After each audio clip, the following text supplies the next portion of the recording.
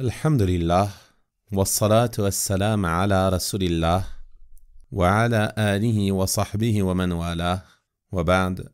Chers frères et sœurs, nous continuons ensemble la méditation de Hadith Qudsi et nous allons voir aujourd'hui un hadith immense qui nous démontre l'importance d'avoir toujours dans nos cœurs de bonnes intentions.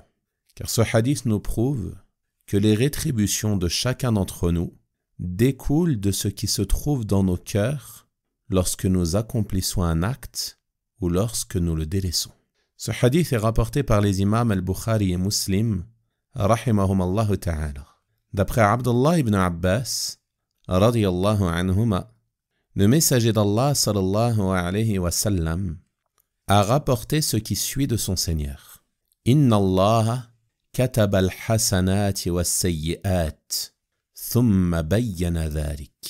Allah a certes écrit les bonnes et les mauvaises actions, puis il a expliqué cela.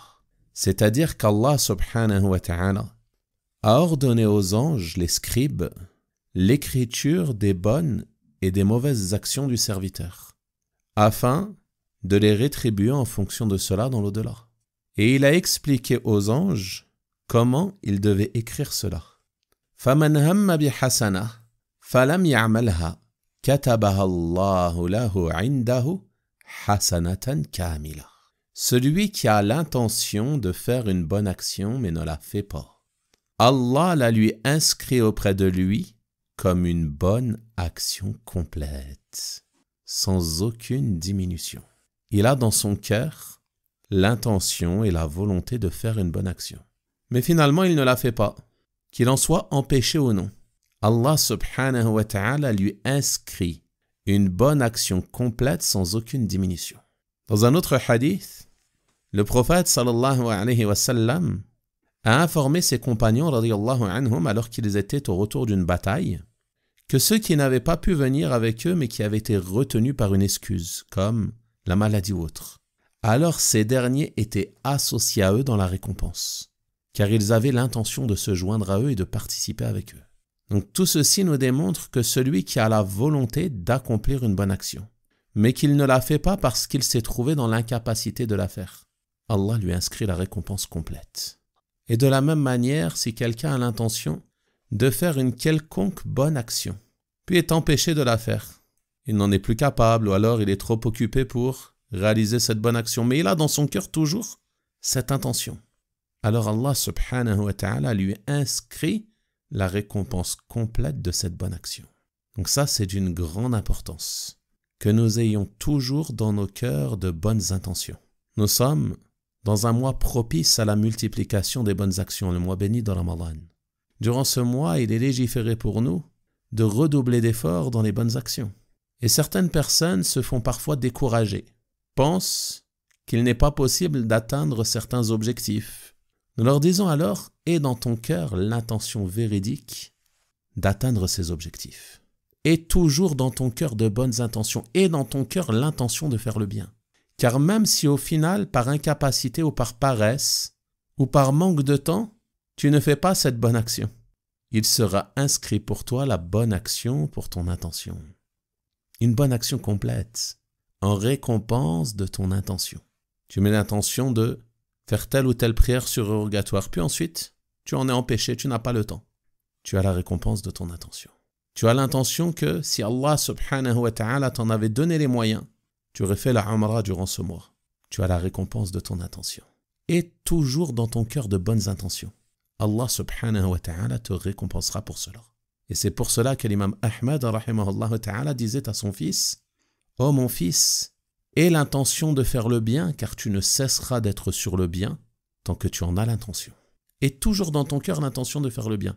Une intention véridique, bien sûr. Allah subhanahu wa ta'ala sait parfaitement ce que renferme ton cœur. Mais si réellement, tu as l'intention de faire de bonnes actions, tu as l'intention de faire le bien, Allah subhanahu wa ta'ala t'inscrit la bonne action complète en récompense de ton intention si tu n'arrives pas à la faire, si tu en es empêché, ou même si tu la délaisses. Quant à celui qui délaisse ce dont il a l'habitude de faire, en raison d'un empêchement, comme la maladie par exemple, alors celui-ci il a une double récompense s'il a l'intention de cette bonne action. Celle de l'intention et celle de l'action habituelle qu'il faisait.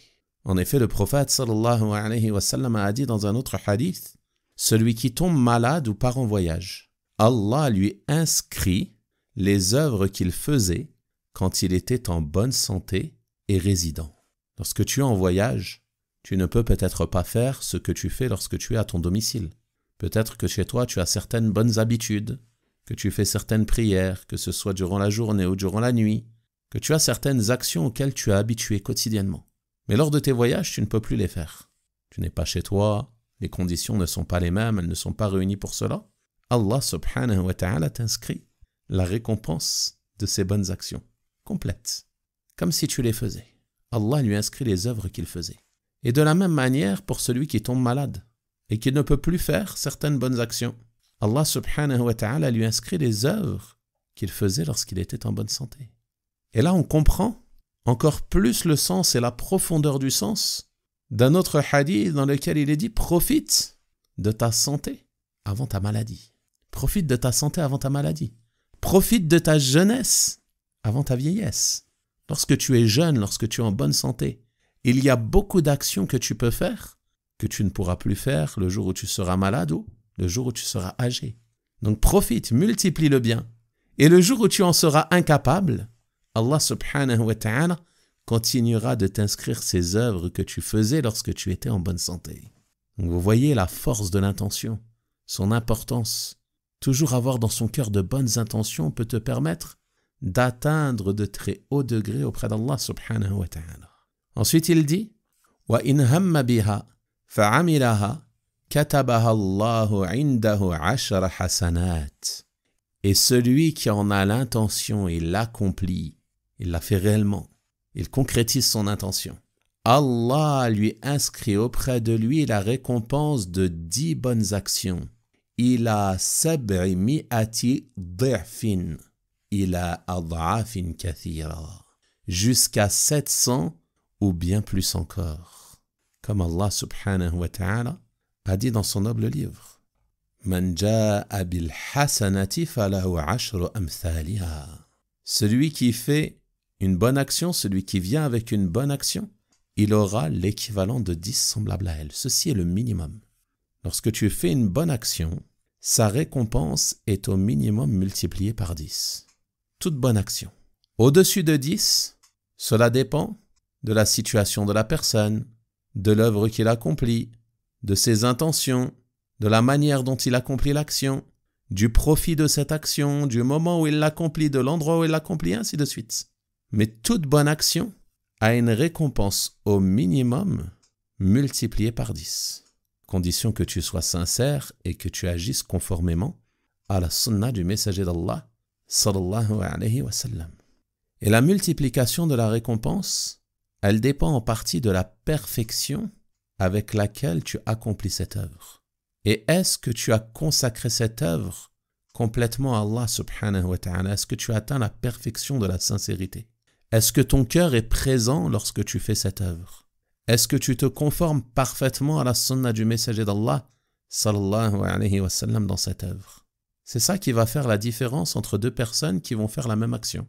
Dans un rang de prière, il y a plusieurs personnes. Mais il se peut qu'entre ces personnes, il y ait de grands écarts en termes de récompense. Ils sont côte à côte dans le rang de prière. Ils disent tous les deux Allahu Akbar.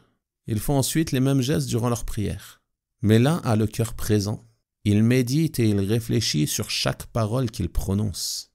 Son cœur est rempli d'amour d'Allah subhanahu wa ta'ala ainsi que de crainte et d'espoir. Il est conscient qu'Allah l'observe, donc il s'applique dans sa prière. Il est conscient qu'Allah subhanahu wa ta'ala sait ce que renferme son cœur. Qu'Allah subhanahu wa ta'ala sait parfaitement à quoi il pense, donc il purifie ses pensées, il purifie son esprit de tout ce qui le détourne de cette prière qu'il est en train d'accomplir. À côté de lui, son voisin fait les mêmes gestes que lui. Il fait la même prière, mais son esprit est ailleurs. Il pense à son commerce, il pense à son argent, il pense à son repas qu'il va préparer ou qu'il va manger, il pense aux courses qu'il doit faire. Il pense à beaucoup de choses autres que la prière. Pensez-vous que ces deux-là vont être égaux en termes de récompense? La réponse est non, bien évidemment. Donc ça, c'est une des raisons qui va faire la différence de la multiplication de la récompense de la bonne action. Au minimum, elle est multipliée par 10. Et cela peut monter jusqu'à 700. Celui qui est sincère, qui se conforme parfaitement à la sunna du messager sallallahu alayhi wa sallam dans son œuvre. Celui dont le cœur est présent lorsqu'il agit. Celui dont l'action est profitable également. Car le profit de l'action, il fait augmenter sa récompense, et ainsi de suite. Et il y a certaines actions dont les récompenses sont multipliées encore plus que 700 fois. À l'exemple de la patience. Allah subhanahu wa ta'ala dit dans son noble livre « Innama yuwaffa as-sabiruna ajrahum bighayri hisab » Les patients recevront leur récompense sans compter. Qu'est-ce que cela signifie sans compter? Cela signifie qu'il n'y a pas cette limite de 700. De la même manière que le jeûne, comme on l'a vu dans un précédent hadith. Toutes les œuvres de l'enfant d'Adam sont à lui. La hasana en vaut 10 semblables à elle jusqu'à 700. Sauf le jeûne. Il est à moi et c'est moi qui en donne la récompense. Et certains savants ont expliqué cela par le fait que durant le jeûne, il se manifeste chez la personne les 3 formes de patience. La patience dans l'obéissance à Allah afin de l'accomplir. Il patiente sur cette obéissance, l'adoration du jeûne. Il patiente sur les autres bonnes actions qu'il fait durant le jeûne, la prière de nuit, la lecture du Coran et ainsi de suite. La patience face aux désobéissances à Allah, il délaisse les péchés. Il délaisse ce qu'Allah subhanahu wa ta'ala lui a interdit durant le jeûne et aussi ce qu'il lui a interdit tout au long de l'année. Et la patience face aux décrets douloureux d'Allah, la patience sur la faim, la patience sur la soif. Tout ceci se retrouve chez le jeûneur. Donc, le jeûneur fait partie de ces patients qui recevront leur récompense sans compter. Également, les bonnes actions, elles peuvent être décuplées et augmentées en fonction de la noblesse de l'endroit où elles sont accomplies, comme celui qui fait une prière dans la mosquée sacrée de la Mecque. Sa prière est meilleure que 100 000 prières. Et celui qui fait une prière dans la mosquée du messager d'Allah sallallahu alayhi wa sallam, sa prière est meilleure que 1000 prières. Et cela nous indique l'importance pour ceux qui se rendent dans ces 2 mosquées, de profiter de leur présence dans ces mosquées pour multiplier les prières. Tu te rends compte qu'une prière à Mecca, dans la mosquée sacrée, elle est meilleure que 100 000 prières accomplies dans d'autres mosquées. 100 000 prières. Il y a 5 prières par jour. Dans une année, on va dire qu'il y a 360 jours. Ça fait combien de prières par an? 1500, 1800? 1800 prières. Les prières obligatoires. En une année. En 10 ans, cela fait 18 000 prières. Donc il faudra attendre plus de 50 ans pour atteindre les 100 000 prières. Dans la mosquée sacrée de la Mecque, tu en fais une seule, tu as une récompense supérieure à la récompense de 100 000 prières. Plus de 50 ans de prières. Tu te rends compte de la récompense immense. Donc lorsque tu te trouves dans l'une de ces 2 mosquées, occupe ton temps par la prière. Ne perds pas ton temps avec des futilités. Ne perds pas ton temps comme les gens le font à se filmer ou je ne sais quoi. Ne perds pas ton temps à aller faire les magasins ou les supermarchés. Profite de ton temps il est compté et tu ne pars que quelques jours. Multiplie les prières. Multiplie les prières pour retrouver ces nombreuses bonnes actions dans les registres de tes œuvres au jour de la résurrection. Également, les bonnes actions, elles peuvent être augmentées en fonction de la noblesse du moment, comme le mois de Ramadan. La récompense des bonnes actions est décuplée durant ce mois, durant les 10 premiers jours de Dhul Hijjah également. Les bonnes actions ont un mérite plus immense. Et durant le mois de Ramadan, il y a également cette nuit qui est meilleure que 1000 mois, la nuit du destin, Laylatul Qadr. Donc tout ceci sont des raisons d'augmentation des bonnes actions, jusqu'à 700 ou plus encore. Et l'imam As-Sa'di, rahimahullah ta'ala, a une courte épître à ce sujet, sur les moyens qui permettent d'augmenter la récompense de nos bonnes actions. Et j'ai pu, par la grâce d'Allah subhanahu wa ta'ala, lire cette épître et la commenter sur cette radio, et vous pouvez retrouver les enregistrements sur le site An-Nasiha. Ensuite, il dit وَمَنْ هَمَّ بِسَيِّئَةٍ فَلَمْ يَعْمَلْهَا كَتَبَهَا اللَّهُ لَهُ عِنْدَهُ حَسَنَةً كَامِلَةً. Celui qui a l'intention de faire une mauvaise action et ne la fait pas, Allah lui inscrit auprès de lui une bonne action complète. Il voulait faire un péché. Son âme incitatrice au mal le poussait à commettre ce péché. Mais il a laissé cette mauvaise action par crainte d'Allah subhanahu wa ta'ala.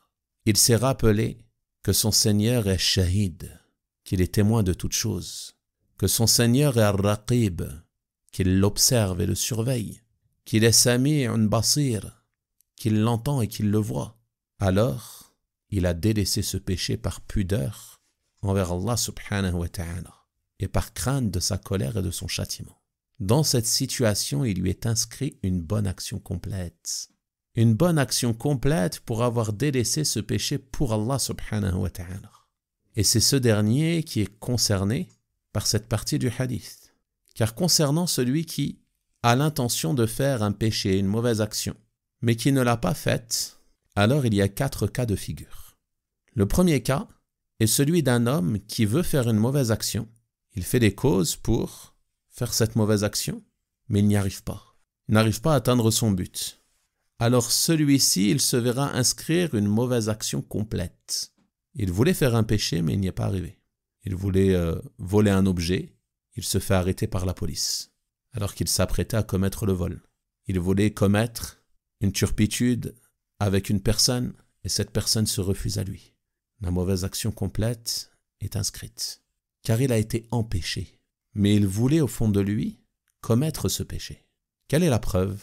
La preuve est la parole du prophète sallallahu alayhi wa sallam, qui a dit dans un autre hadith: lorsque 2 musulmans se rencontrent avec leurs épées afin de se combattre, alors le meurtrier et sa victime iront tous deux en enfer. Le meurtrier et sa victime iront tous deux en enfer.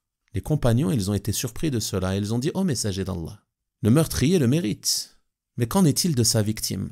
Le prophète sallallahu alayhi wa sallam leur répondit: il avait le désir, la volonté de tuer son frère. Il s'est fait tuer avant lui, mais il aurait pu le tuer avant. Donc il avait cette mauvaise intention. Donc en raison de cette mauvaise intention, il a été en enfer comme celui qui l'a tué. Donc vous voyez que ce n'est pas toute personne qui ne fait pas une mauvaise action qui est récompensée. Celui-ci, il est châtié en raison de sa mauvaise intention. Le deuxième cas de figure est qu'il a l'intention de faire un péché, il a l'intention de faire une mauvaise action, et il la délaisse non pas par crainte d'Allah subhanahu wa ta'ala, mais par crainte des gens. Il a peur de se faire prendre, il a peur que ceci porte atteinte à sa notoriété, il a peur de salir son image en faisant ce péché, il sait qu'il y a des caméras dans cet endroit, donc il abandonne, ou autre chose semblable. Alors celui-ci, il n'est pas récompensé lorsqu'il délaisse le péché. Au contraire, certains savants ont même dit qu'il encourt le châtiment pour avoir fait prévaloir la peur des créatures à la peur d'Allah subhanahu wa ta'ala. Car ceci est interdit. Lorsque tu délaisses un péché, tu ne dois pas le délaisser par peur des gens, mais tu dois le délaisser par peur d'Allah. Il y en a, elles vont délaisser les péchés par peur de leurs parents. Il y en a d'autres, ils vont délaisser certains péchés par peur du patron au travail. D'autres, ils vont délaisser certains péchés par peur de la police. D'autres, ils vont délaisser certains péchés par peur pour leur image, pour leur notoriété, par peur des gens. Ils ont donc fait prévaloir le regard des gens au regard d'Allah subhanahu wa ta'ala. Et ceci est un péché. Le troisième cas de figure est qu'un homme décide de commettre une mauvaise action. Il veut la faire, puis il y renonce. Non pas par crainte d'Allah subhanahu wa ta'ala, mais parce qu'il n'a plus envie de faire ce péché. Il voulait le faire, mais finalement il ne le fait pas, il n'a plus envie. Rien ne l'en a empêché. Il ne l'a pas délaissé par crainte d'Allah, il ne l'a pas délaissé par crainte des gens, mais il n'a plus envie seulement de faire ce péché. Alors celui-ci, il ne se verra rien inscrire, ni contre lui, ni en sa faveur. Il y a certaines personnes, par exemple, qui vont délaisser des péchés parce qu'ils ne sont pas attirés par cela. Ils ne fument pas, non pas par crainte d'Allah, mais parce qu'il sait que c'est mauvais par la santé. Il n'est pas attiré par cela. Donc il n'a pas envie de fumer. Donc celui-ci, il n'a pas le péché, mais il n'a pas de bonne action non plus pour délaisser ce péché. Donc tu vois que parfois on se prive de certaines bonnes actions en mettant cette intention que ces péchés on les délaisse, non pas parce qu'ils nous répugnent, non pas parce qu'on ne les aime pas, mais on les délaisse avant tout par crainte d'Allah subhanahu wa ta'ala et pour se rapprocher de lui, parce qu'Allah nous a ordonné de délaisser ces péchés. Enfin, le quatrième cas de figure, c'est celui qui est mentionné dans le hadith, et que l'homme ait l'intention de faire un péché, puis il s'abstient de faire cette mauvaise action par crainte d'Allah, en se rappelant qu'Allah l'observe et qu'Allah le voit. Donc celui-ci, lorsqu'il délaisse le péché par crainte d'Allah, il aura une bonne action complète, comme cela est mentionné dans ce hadith. Ensuite il dit « Wa in hamma biha fa'amilaha katabaha Allahu sayyi'atan wahida » Et s'il en a l'intention et la commet, Allah lui inscrit une seule mauvaise action. Médite sur la grandeur de la miséricorde de ton Seigneur, subhanahu wa ta'ala. Lorsque tu fais une bonne action, il te rétribue de 10 à 700 fois sa valeur ou plus encore. Mais lorsque tu fais une mauvaise action, lorsque tu lui désobéis, il ne te rétribue que par l'appareil. Man jaa'a bil hasanati falahu ashru amthaliha. Quiconque viendra avec le bien aura 10 fois autant, c'est-à-dire au minimum. Wa man jaa'a bis sayyi'ati fala yujza illa mithlaha. Et quiconque viendra avec le mal ne sera rétribué que par son équivalent. Wa hum la yudlamun. Ils ne seront point lésés, on ne leur fera aucune injustice. Allah subhanahu wa ta'ala, il est rahim. Il est très miséricordieux. Sa miséricorde a devancé sa colère. Lorsque tu fais le bien, il augmente pour toi les récompenses de tes bonnes actions. Et lorsque tu fais le mal, il ne t'inscrit que l'équivalent de ce que tu as fait comme péché. Il te donne l'opportunité de te repentir, de revenir à lui et d'implorer son pardon pour effacer ce péché. Donc en résumé, on voit dans ce hadith, mes frères et sœurs, l'importance de toujours garder dans nos cœurs de bonnes intentions. Avoir de bonnes intentions de faire le bien. Avoir également de bonnes intentions lorsqu'on délaisse le mal, lorsqu'on délaisse les péchés. Et purifier nos cœurs de toute mauvaise intention, de tout désir du mal, de tout désir du péché. Tu dois purifier ton cœur de cela. Même si ton âme incitatrice au mal a un penchant pour certains péchés, veille à purifier ton cœur de cela. Rappelle-toi que si tu délaisses cela pour Allah subhanahu wa ta'ala, tu seras récompensé et tu t'élèveras en degré auprès de ton Seigneur subhanahu wa ta'ala. Je demande donc à Allah de nous aider à purifier nos cœurs et de nous aider à avoir toujours de bonnes intentions. Wa sallallahu wa sallama wa baraka ala nabiyyina Muhammad wa ala alihi wa sahabatihi ajma'in walhamdulillahi rabbil alamin.